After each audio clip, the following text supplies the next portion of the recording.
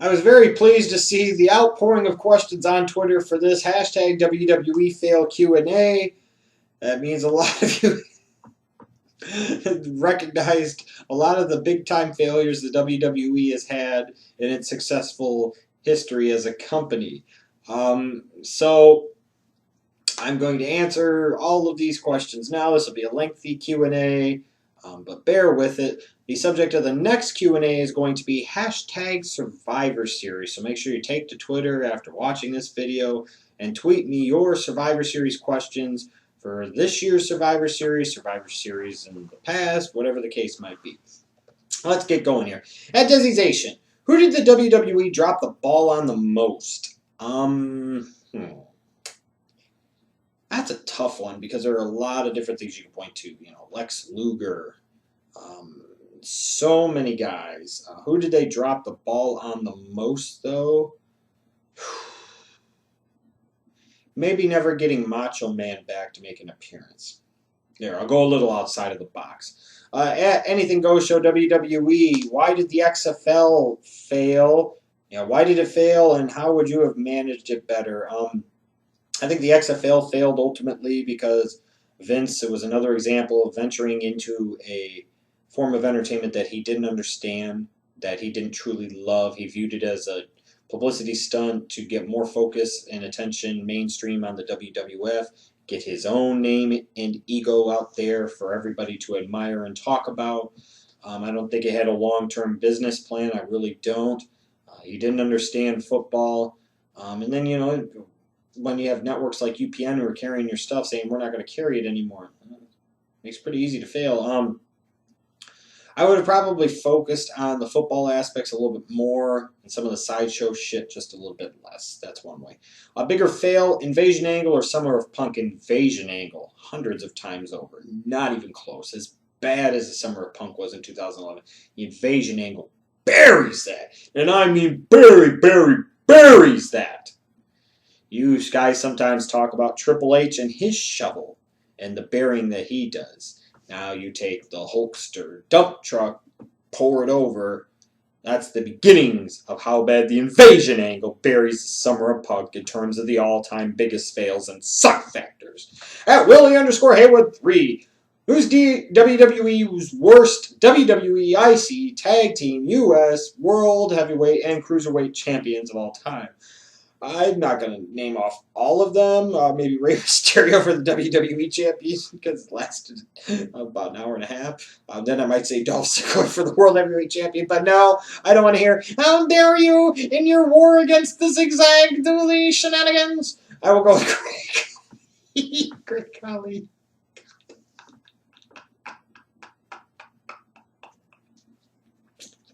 That's just bad. Tag teams, any tag team champions that were part of the Nexus, just bad. There've been a lot of shitty IC champions. Maybe Ezekiel Jackson. Oh, yeah, there's so many. At Rare Breed RKO 97, discuss Randy Orton's botched World Heavyweight title run in 2004. I still think it hurts his star and drawing power. I really don't want to talk about it, but if you must. The push of Randy Orton in 2003 and in particular 2004 was a clear-cut example of you blur a line sometimes between a push and a force. And if you're not careful, you can take that push and go over to the other side of a force to the point where people start to resent seeing this guy. He's not getting that type of heat that you're designing him to get. And then all of a sudden, you try to go against the grain. You have him beat a popular babyface world champion in Chris Benoit, and then you have Evolution turn on him, turning Randy Orton face when people did not want to cheer for this kid. Yeah, that was bad, period. At Zero Cool 1389, Brock versus Goldberg at 20 or Brett versus McMahon at 26, which match was worse? Brock versus Goldberg at 20 is not even close. You kind of had a feeling going in Brett versus McMahon was going to stink in terms of a wrestling match. But you thought Brock versus Goldberg was going to be something that had all types of epicness written all over it, with Austin as a fucking guest referee. The worst WrestleMania match of all time, period. Period. At Javier Artabo, what are the biggest character flops in WWE history? Oh my god.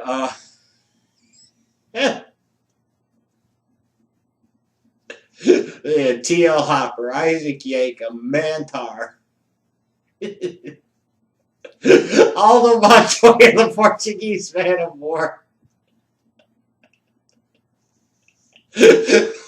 Sparkplug Bob Holly, Duke of the Dumpster. Who thought of this shit? Who thought of this shit? Bastion Booger.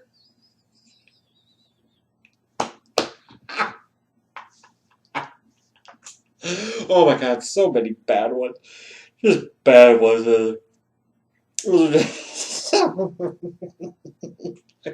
gobbledygooker you spent months cheesing this egg, and as a virus reason hatches, and as a fucking turkey that dances and goes.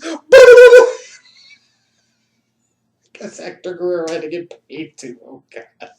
And X Little Nick X365. How big of a fail for WWE was it for them to miss the opportunity with Drew McIntyre? Sorry, my camera was blocking the question. It was a bad fail. It's not one of the all-time like epic fails, but it was a bad fail when you throw a label behind a guy like he's Vince McMahon's chosen one, and then you never make a world champion. And now he's bringing up the rear behind Heath Slater in the 3-man band. Oh god. And Peter Jacobs 93 is having 2 world titles damaging to the WWE product. Maybe you could argue it's damaging. I just think with the fact that Raw and SmackDown really aren't separate brands or separate shows anymore, it's just stupid. It's counterproductive. It serves no purpose unless you're trying to say, oh, when we do a Raw house show and a SmackDown house show, you know, each show will have a world champion. Oh, yeah, because like your world champion belts are really drawing money anymore. Seriously. How would you have done the CM Punk walkout angle? Not brought him back 8 days later. Not after I bring him back, have him beat John Cena at SummerSlam, only to have ADR cash in. Not have him sit there and lose to Triple H at fucking Night of Champions. There are so many damn things that I wouldn't have done and that I would have done differently. Period. How much of a fail was the WrestleMania 29 main event? Depends on the fail. If it's a fail because John Cena won, you knew going in John Cena was going to win.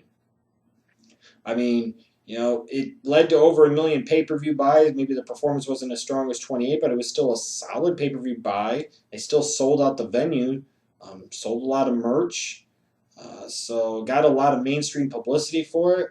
WrestleMania 29 main event, from a business standpoint, was by no means a failure. Yes, RDB 1610 will DX reunite at WrestleMania 30.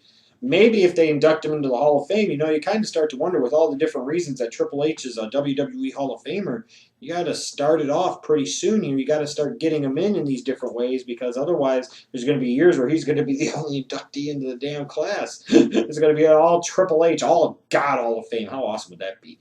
If Hulk Hogan does come back at WrestleMania 30, what would he do?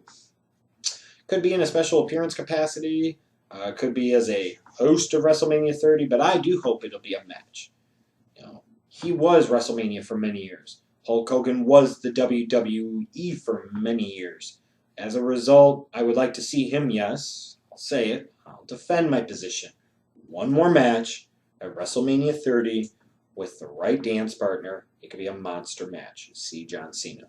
Will a former TNA star debut at WrestleMania 30? And if so, which one will it be? Maybe Sting, and I hope it's Sting. I would like to see Sting wrestle at a WrestleMania, and I think WrestleMania 30 is the perfect time to do it. We continue now at Duke THS asked, which of the following superstars releases was the biggest fail? Lashley, Kennedy, Ono, or Cabana? Ono. He never even made the main roster, so he didn't even count to me.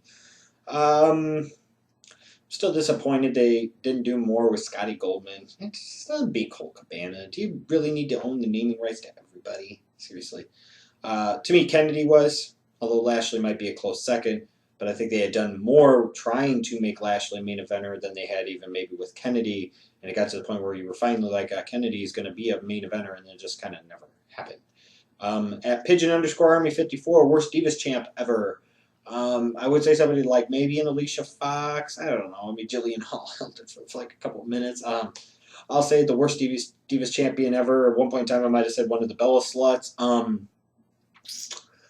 It'll be like Eva Marie, because she'll get the belt before Naomi does. How about that? At AB Taz 12, that's projecting into the future, maybe. What's the worst decision that Vinnie Mac ever made? From a wrestling business standpoint, or from a business standpoint, a personal standpoint, a whatever standpoint. From me as a fan, the worst decision he ever made was buying WCW and ECW. But like I said, that's just strictly from a fan perspective. From a business standpoint, yeah, it kind of hurt, but he didn't really have much of a choice. And the rock bottom prices he got them for, those names for, and being able to own all those video libraries, he's made his money back so many hundreds of times over off of that initial $4 or $5 million investment that allowed him to do the worst decision he ever did twice.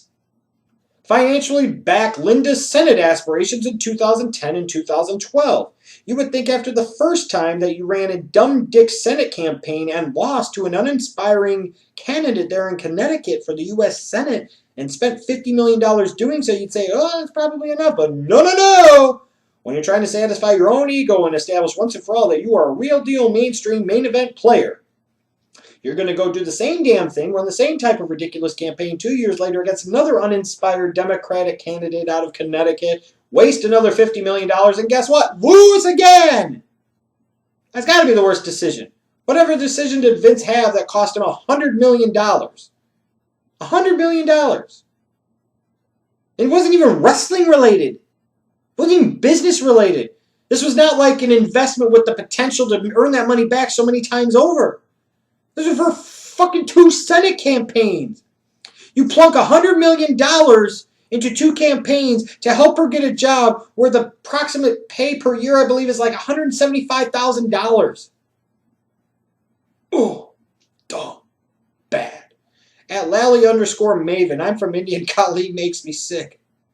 Is there any international character worse than him in WWE history? Oh, come on, man. Leave Dolph Singh alone. He's not that bad, is he? He's got his own intrinsic entertainment value. Worst international character of all time.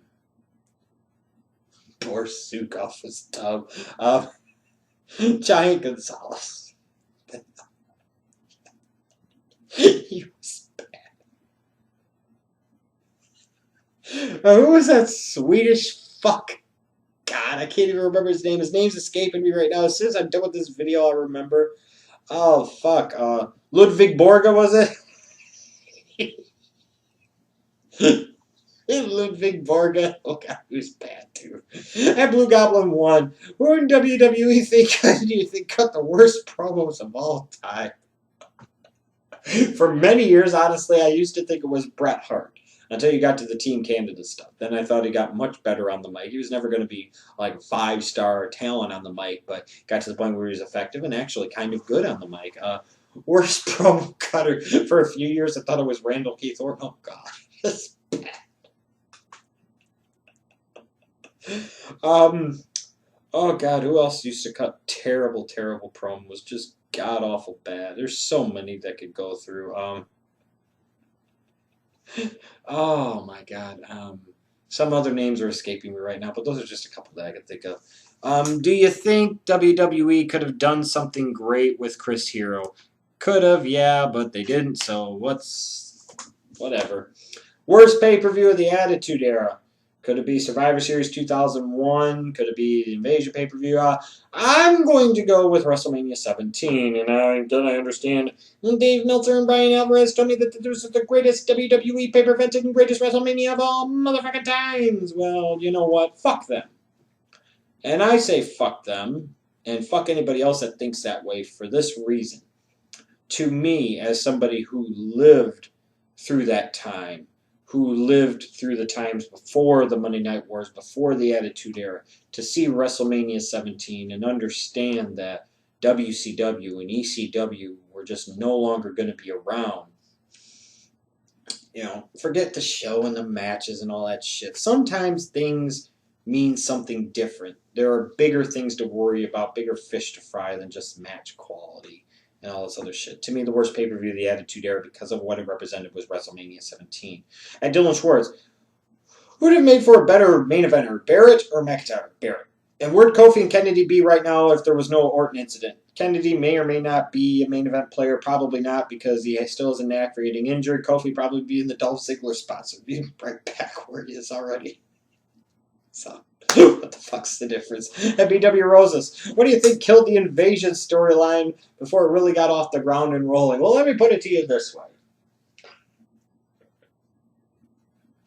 You're trying to face the 1985 Bears defense, and you're trotting out like Jay Cutler as your quarterback. You're going to get massacred. You're going to get murdered. And if you're trying to sell that as a legitimate argument, everybody with a brain is going to laugh at it. Period. You're trying to do what should be the biggest story in wrestling history, something that us as wrestling fans have been waiting for many, many years, to see WCW versus WWE once and for all. And you're going to do an invasion angle without Hogan, without Hall, without Nash, without Luger, without Sting, without Macho Man, without Steiner, without Flair. That's what killed it before it ever got off the ground. Period. At Buttsucker12, worst repackaging, putting a mask on Hulk Hogan and calling him Mr. America. Period. At UltraPsycho_trade, do you think WWE dropped the ball with Shelton Benjamin and Bobby Lashley? Yes, I think there was a point in time where they could have went a little bit further with Shelton Benjamin, and they didn't. And I think they tried with Bobby Lashley some, but then they kind of spun their wheels a little bit, and they were afraid to go farther with them. But I think they dropped the ball with him a little bit, both of them. I think it's easy to say. Do you think Booker T should have beaten Triple H at WrestleMania 19? Fuck yes, even if you'd have dropped the belt back the next month. There were so many important things going on there. Booker T should have won the belt. Still think it's a crime he didn't. At Bauer24 Power, we're the top 5 guys that have missed opportunities to be a main event star. Maybe guys like Scott Hall. Maybe guys like Jake the Snake Roberts, Ravishing Rick Rude, Mr. Perfect Kurt Hennig. Those would be 4 guys I could think of right off the jump. Those would be 4 of them that stand out to me the most as guys that maybe should have gotten main event opportunities or could have gotten main event opportunities, and for different reasons just ended up not getting them. Okie dokie, moving on. At Callum_Hiller, what in your opinion has been the worst booking mistake WWE has made in the PG era? Nexus Angle is a very, very honorable mention, but Summer of Punk in 2011. At Beam of the Cashman, what were each of WWE's era's worst fails? Worst fails of each era. Maybe in the Hogan era, never having Hogan versus Flair at WrestleMania 8, or never having a Hogan versus Jake the Snake feud. During that New Generation kind of era, all the stupid characters they had, like Duke the Dumpster and the Godwins and the fucking Skinners and the Sparkplug Bob Hollies, Mantar and Aldo Montoya, the Portuguese man of war, because that's gonna get over. Attitude Era, would be the worst fail there. The Invasion Angle, there we go. The Ruthless Aggression Era,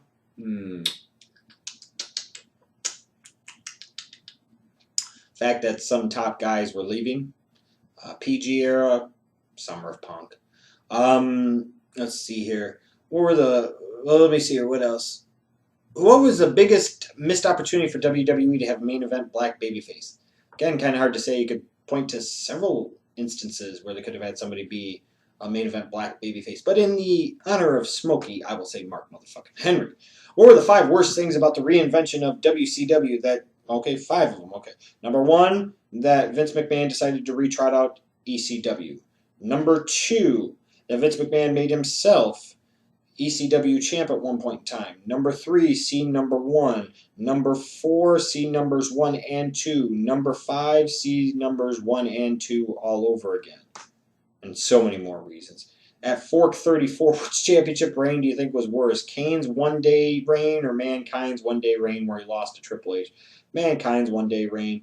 At Kyle Garner 92, what was your reaction to the Katie Vick angle on Raw when you first saw it? And then W. Rain Foster asked another question about Katie Vick. What was the Katie Vick storyline, or excuse me, was the Katie Vick storyline the worst storyline in WWE history? No, I don't think it was the worst storyline in WWE history. I think it was one of the tackiest, one of the stupidest, and don't get me wrong, didn't mean I didn't laugh about it at some points, but it was definitely one of the stupidest. I don't think it was the worst, though. My reaction when I first saw it, and when I saw a masked Triple H trying to lay the God hammer on a dead Katie Vick. I'm like, he really knocked her dead. I just went there. The sex was so good. She chose not to resurrect herself. I don't know. Whatever lame-ass joke you come up with. The bottom line is it was not very good. At Ruck Fools for Life, do you think the Nexus storyline was the biggest fail of WWE in 2010? Yes. At WWE Galaxy, what do you think was the biggest storyline or angle fail in the company's history? Invasion angle, not even close. Not even close. I'm going to have WCW versus my WWF, but I'm never going to really let WCW look all that good. And then when it comes to the ultimate point where we're battling for the control of the company, we're going to have Austin versus The Rock. What? We're going to have an invasion angle, but we're not going to have Hogan and Hall and Nash and Sting and Luger and Macho Man and Steiner and DDP involved in it in a big way, the right way, I should say. All these other big real WCW stars are not even going to be involved in it. Don't forget Flair. Don't forget Bischoff. God, don't get me started. What are the top matches WWE failed to deliver in? I don't know if you can necessarily always blame the company for that. Sometimes matches don't work. They just don't work. Sometimes the matches don't work because of the people in them. Brock versus Goldberg to me is one of those real recent examples of a match that failed to deliver in every way, and it had huge expectations rolling into it. Top 3 fails that you would fix if Vince McMahon gave you power over the WWE for 1 year. Number 1, anything and everything that Stephanie has done with the creative department in that company, I would overturn and overrule and wipe out, start that entire process completely over. Enough of these soap opera fucking TV writers that couldn't write a wrestling program or even good television in general if their lives fucking depended on it.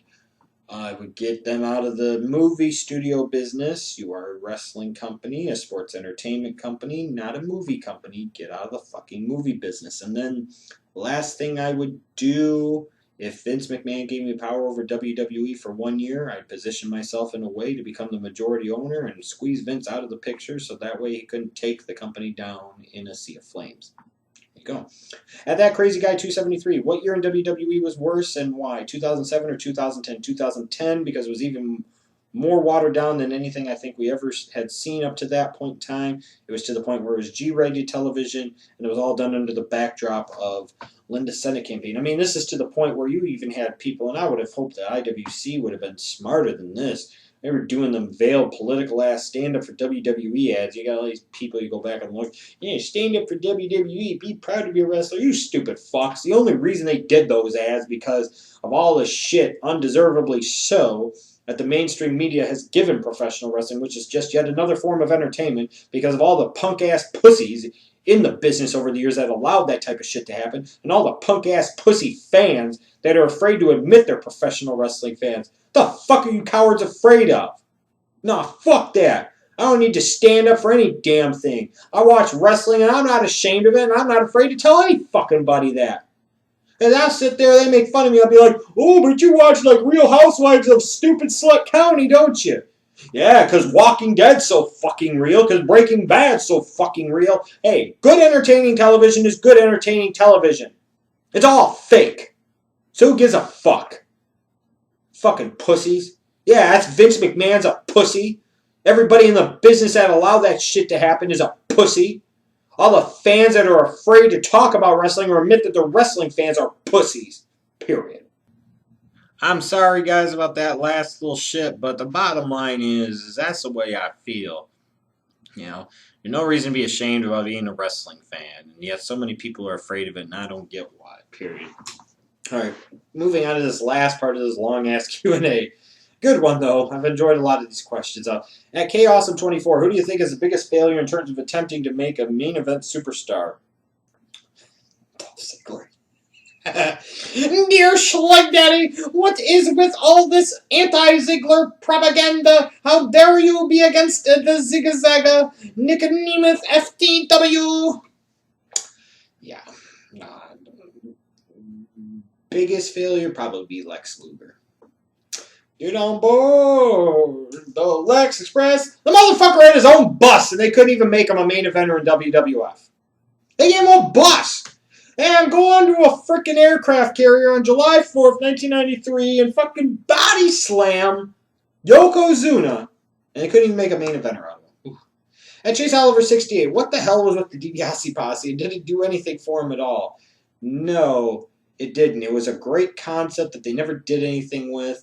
I mean, it's so stupid. How could you fucking miss the boat on this? This guy's going out there and tailgating with the fans. You create something out of that. You make it seem important. You make it feel like an event. You've got to go there to experience it. You draw other baby faces. I want to go hang out with these guys. And you bring in other heels. You can do interesting angles and shit off of that. But I suppose what'll happen is you know, you get to the point where you're like, that sounds really good. That sounds original. That sounds like that could make a star out of somebody, a third-generation superstar like DiBiase. So let's not do that. Oh, God. And I hope Ted DiBiase Sr. learned his lesson once and for all. Quick story. One of my best friends several years ago talked to him at Comic-Con in Chicago. And DiBiase Sr., I remember my friend called me and told me this shit on the phone. He's like, yeah, he thinks DiBiase Jr., he thinks little Teddy's going to get big things happen to him. They're going to give him a big push. They keep telling him they got big plans for him. I told my friend, I said, bullshit. I said, DiBiase Sr. is fucking delusional. He's spending a little too much time doing his praying and shit, and he needs to wake up and smell the roses. They ain't doing shit with his son, and eventually he's going to be out of there. And that's exactly what happened. So Ted DiBiase Sr., I told you so. Vance Archer, Chuck Palumbo on a motorcycle, or Paul Burchill as a pirate, which is worse? Vance Archer. So too, pretty bad too. Maybe Paul Burchill as a semi-incestual pirate. Chuck Palumbo on a motorcycle, pretty bad. At the underscore Rizzle, which match should the main event of WrestleMania most? HBK and Taker at 25, Rock and Hogan at 18, or Flair and HBK at 24. And it's hard to rank those three. I will still go with Rock and Hogan. But you could make a very effective argument for any of the three, no question. What's the worst fail? Not getting Hogan versus Austin in WrestleMania 18, Vince versus Brett at 26, or Punk coming back early in 2011. Punk coming back early was just another poorly executed, stupid storyline, but not the worst ever. Vince versus Brett at WrestleMania 26, you should have known was bad going in, and it wasn't the worst WrestleMania match of all time. So not getting Hogan versus Austin at WrestleMania 18, that's by far the biggest fail. I mean, that's a chance where you've got the guy versus the other the guy, and you don't go there. It could have been the culmination of a year-long invasion angle. That's how stupid the invasion angle was. It didn't even last till WrestleMania 18. Oh, God. And Delicious Mice D1. Yes. Why do you think Hulk Hogan versus Ric Flair did not happen at WrestleMania 8? Just my opinion on the outside, just taking a stab at it. I don't believe the company bullshit about they did some of the events beforehand and they didn't really draw it. You had Hogan versus Flair. Maybe they outthought themselves as a company, said, we'll save that for another day. More likely than not, it came down to money and one or both parties not wanting to put the other over, and it was hard to get them to do business with each other. If I had to guess. Just a guess, though. At Orton G. Armstrong, what in your opinion has been the biggest storyline fail of the PG era? Summer of Punk, with the Nexus being a close second. At Caleb is God, what have you done in the Nexus storyline?